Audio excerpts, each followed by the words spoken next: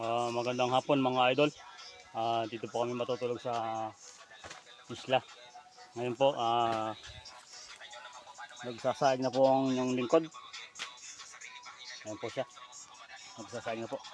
At ito rin po yung ulam po namin ngayong gabi. Ayan po. Inihaw na surahan ng tawag na singsingan. Meron pa po yung sinabawan mga idol. Meron po mga idol. Sinabawan na alimango. Yan po, alimango po yan mga idol.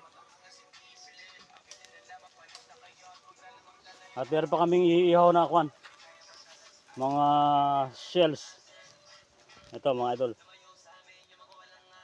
Dito po wala pong gutom po rito pagka dito po walang ulam. Madali lang pong manguha ng ulam. Yun lamang mga idol at God bless po sa inyo lahat.